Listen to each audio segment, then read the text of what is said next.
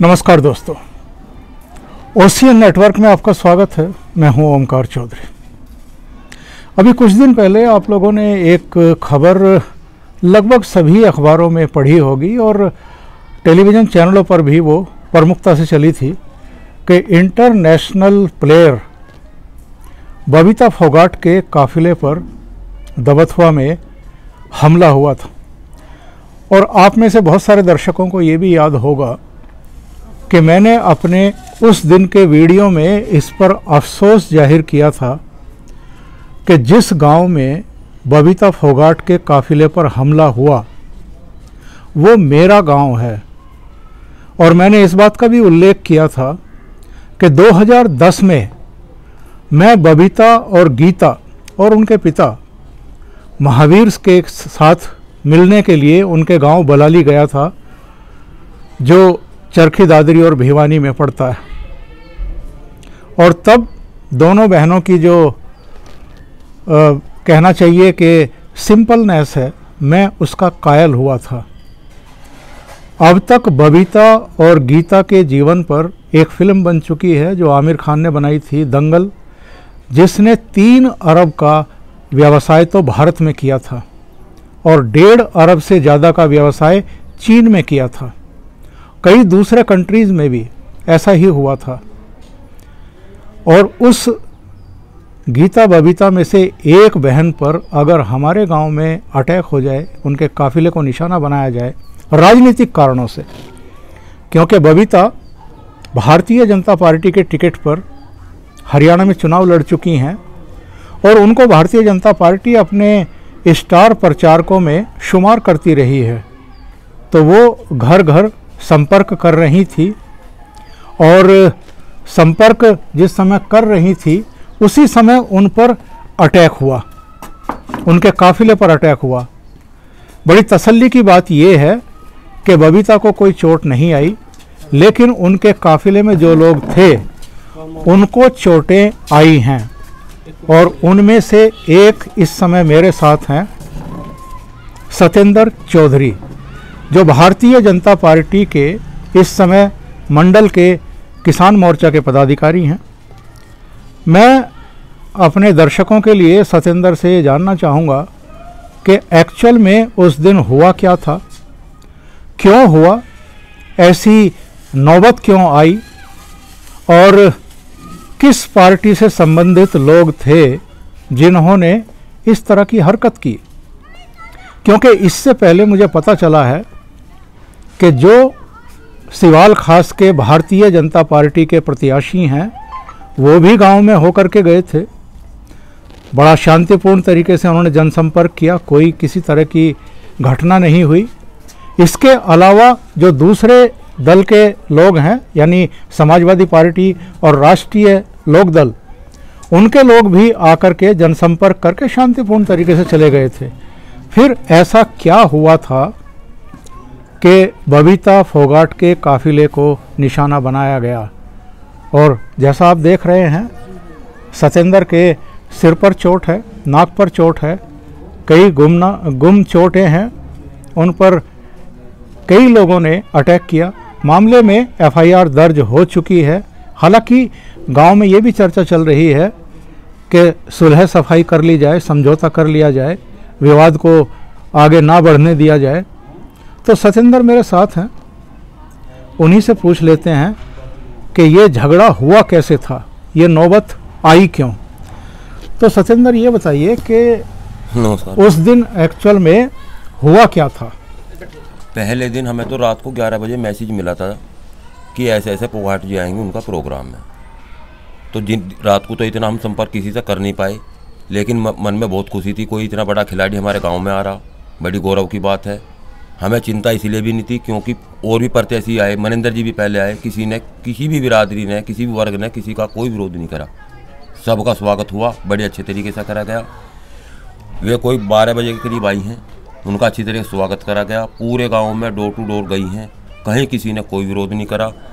जिस समय वे हमारे आवास पर पहुंची, जब ये लोग झंडे और डंडे लेकर वहाँ पहुँचे हैं, वहाँ पत्थरबाजी भी की है इन्होंने वो करा। लेकिन मैं एक चीज़ जरूर कहूँगा, नाम तो मैं किसी का भी लेना नहीं चाहता, जिन्होंने भी ये साजिश रची, इन बच्चों का भविष्य बर्बाद करा, क्या वे इन बच्चों को अब इनका मदद करेंगे या कोई भी नेता इनकी मदद करेगा?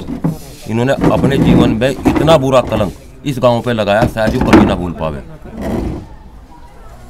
मैं तो इतनी चीज़ कहूँगा, किसी आदमी का नाम लेना नहीं चाहूँगा, लेकिन जो हुआ बहुत गलत हुआ, ऐसा नहीं होना चाहिए था। शुरुआत कैसे हुई? अचानक ये नौबत क्यों आ गई कि उन्होंने पथराव शुरू कर दिया या विरोध शुरू कर दिया या झंडे दिखाने शुरू कर दिए? हुआ क्या था? हुआ ये था, जैसे हम इधर से प्रजापति में से यहाँ से निकले, जो बाद में पता चला यहाँ पे बच्चे देख के भी गए हैं, जो ये थे बच्चे भी कह सकता हूँ, मेरे लिए तो बच्चे ही हैं, वे 18-28 के बच्चे हैं, सारे पढ़ते हैं, युवा है। मैं उन्हें अब से 1 महीने तक समझा भी रहा था, भाई कोई भी पार्टी का आवे, किसी का विरोध मत करो। किसी बच्चे का नाम आ गया, अब्दुर्रमा आ गया, तुम्हारा जीवन बर्बाद हो जाएगा। लेकिन इन बच्चों का पता नहीं किसने क्या कहा, किसने सिखाए हैं, कौन इनके पीछे साजिश करता था, ये तो मुझे मालूम नहीं। लेकिन जैसा सब कुछ होने के बाद में जब इन्होंने झंडे दिखाए हैं और नारेबाजी करी है, मैंने इनकी वीडियो बनानी चाहिए। उस वीडियो को लेकर इन्होंने विवाद करा, फोन छीनना चाहा, फिर इन्होंने पत्थरबाजी, लठबाजी, फायर तलक की करी है, लेकिन वो हो नहीं पाई। ये तलक इन्होंने बदतमीजी करी है। उसके बाद में वहाँ से अफरा तफरी मच गई। लेडीज भी थी, कुछ के चोटें भी आई, कुछ अपना लड़की भी हैं हमारे गाँव की जो अपना नाम नहीं लिखवाना चाहती। कल को देखो अखबार में आवे, हर आदमी जो समझदार है वो पेपर से या इन गंदी चीज़ों से पुलिस थाने से बचना चाहता है। मैं तो इतना संदेश दूंगा इन्हें, कोई भी हो भाई, आगे कोई भी किसी भी गांव में आवे, कोई भी परदेसी हो, हमारा मत अधिकार है, हम किसी को भी दे, लेकिन किसी का भी विरोध ना करें। मैं तो यही कहना चाहूँगा। रही बात जो फैसले की है, गांव समाज की बात है, ये भी सब अपने ही हैं। जैसे बड़े लोग करेंगे समाज करेगा, उससे बाहर भी नहीं है। कितने लोगों को चोटें आई हैं? जिनको चोटें आई हैं उनकी संख्या कितनी है? और जो हमलावर थे वो कितने लोग हैं? हमलावर तो होंगे जी 20 के आसपास हमलावर थे, 20 हों 18 हों, इतनी तो मैंने गिनती नहीं कर पाया, लेकिन अंदाज़ा जो है इतने थे। जिनमें से मैं पहचान पाया उनकी मैंने FIR कराई है। जिन्हें मैं नहीं पहचान पाया, इतनी भीड़ में जब लड़ाई होती है तो आदमी पहचान नहीं पाता, वो अपनी सुरक्षा के लिए भगता है, वे अज्ञात में है। कितने लोगों को चोटें आई हैं कुल मिलाकर के? इसमें जी 4-5 तो जेंट्स हैं जी, 4-5 लेडीज हैं जिनके चोटें आई हैं, एक के पैर में भी चोट है। जिस समय ये घटना हुई बबीता थी आप लोगों के साथ में? हाँ जी, बबीता। बबीता का क्या रिएक्शन था उस समय? रिएक्शन तो ये देखो जी, लेडीज है, बेटी है, हमारी बहन है, दूसरे गांव में आ रही, परदेश में आ रही, अगर उस तरह हमला होगा तो क्या करेगा? इतना तो एकदम मौके में देख नहीं पाया, लेकिन वो चीज़ थी कि एक देखो कितना गलत व्यवहार जाता है इस चीज़ का। और जब हम किसी को बुला कर अपने यहाँ इज्जत नहीं दे पाएंगे, वे क्या विचार रखेंगे अपने गांव में, और क्या इस चीज़ का वीडियो का संदेश जाएगा लोगों पे? और ऐसी घटना कभी गांव में दबथवा में हुई नहीं, ये अचानक जो घटना हुई है। कुछ लोगों का कहना है कि आप लोगों ने किसी YouTube चैनल को या TV चैनल को कुछ बाइट्स दी थी, कुछ बातें कही थी, इसलिए कुछ लोग गुस्से में थे, नाराज़ थे, उनका रिएक्शन इस रूप में सामने आया। इस बात में कितनी सच्चाई है? इसमें सिर्फ एक चीज़ है, एक बार मेरी बात हुई थी, उसमें ना तो मैंने किसी किसान के ऊपर कोई बोला, मैंने सिर्फ बोला ये चीज़ बोली थी, अखिलेश बोलता है कि मेरी सरकार आएगी, मैं 1 साल में राम मंदिर बना दूंगा। मैं इतनी बात कही थी। जिस टाइम ये बनवाने की कर रहे हैं, कार सेवक मरे थे, उस टाइम मुख्यमंत्री कौन था? गोली किसने चलवाई थी? अखिलेश जी ने, इसने मुलायम सिंह ने चलवाई थी।